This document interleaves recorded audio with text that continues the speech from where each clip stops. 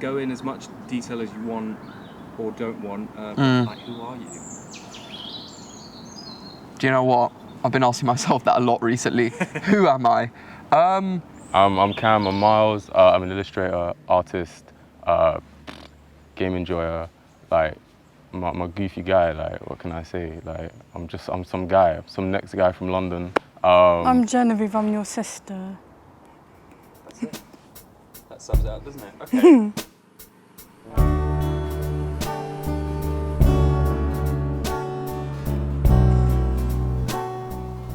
Who I've decided I am is the King of Grove. No, that's good. You are though, you really are. I think I'm at the beginning of figuring out who I am, but that's kind of been because of lockdown, in a way, just being able to have that time to just do kind of nothing. And like, the weight of all of the responsibilities was kind of lifted a little bit as well. You never really know how you're going to respond to a situation like the one that we're in until you're in it. And again, I mean, the word that we've all heard so much is these times are unprecedented, right?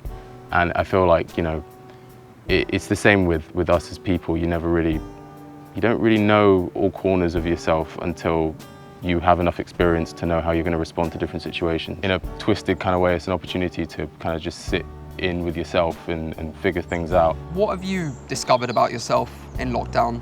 I'm quite bad at facilitating my own happiness. Like, the periods when I'm sort of feeling okay and secure, it's often as a result of like some kind of opportunities come my way, or like some other person in my life has opened some sort of door for me, and And so it's sort of sustaining that happiness, like, on my own terms. No, I totally relate to that.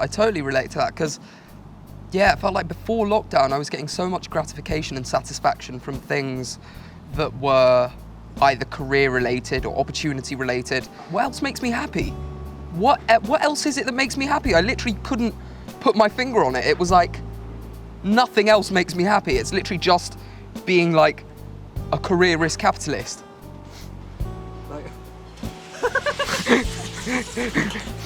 Just like work-driven, like, you just was so work-driven. I did a bunch of rewrites and character designing and kind of lost myself in my art over time and rediscovered, you know, the therapeutic side of art, which was really nice. I wasn't just doing it for work, I was doing it for me and you know, for my self-betterment and my peace of mind, which was cool.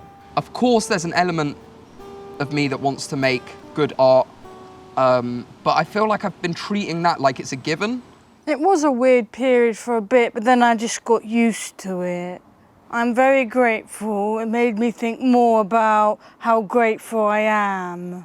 I felt very grateful to be able to have this really long period of time to really just get to know my family, just like their actual personalities, as well as just them obviously being your family members. I craved physical presence from other people. So I was talking to you, we'd have calls, we'd play games, we'd do all sorts, and then as soon as that was gone, like, I'd immediately be back in that lonely feeling. So that was tough.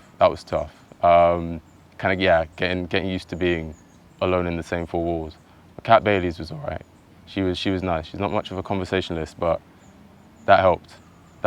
I would just jump straight from one kind of social, you know, interaction into another through VR, and I would just leap into these strange worlds online and meet strangers and just have those random voices from wherever they happen to be fill that gap, just to feel like I wasn't alone in the same four walls, you know. Do you feel you've witnessed enough sort of gestures of humility and selflessness in all this? I think for the first couple of weeks it was actually quite the opposite, wasn't it? It was like people like pushing old ladies down the street to get like a bag of rice. I think some humans have not obeyed the rules. So I just think, yeah, some humans have been selfish about it, not followed the rules and the procedures, yeah. I don't think things will ever go back to normal as a normal. I think it will still take its time. And do you have the patience? Yeah, I've got the patience.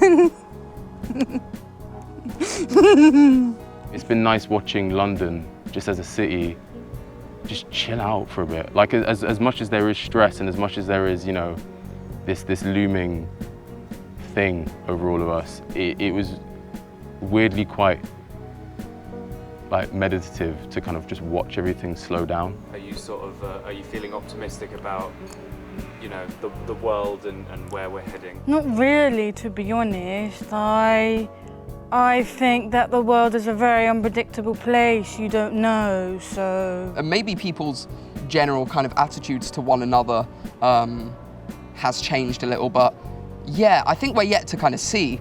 You know what I mean? I think maybe we need to give it as much time as we've been in lockdown to see if people's general attitudes to one another has kind of changed. So we'll see. I'm more glass half full on this one though. People just, I think everybody needs to reevaluate. I think you've, from what you've said, you've been reevaluating. I have, pretty much everyone that we might know has been in a way, and I think it's about really just knowing what's important and putting more energy into that, as opposed to putting energy into things that are just, you know, vapid and quite superficial. And I think that's the main thing I'm going to think back on. It's just, man, remember when London was actually almost quiet, like for a bit. How's lockdown been for you?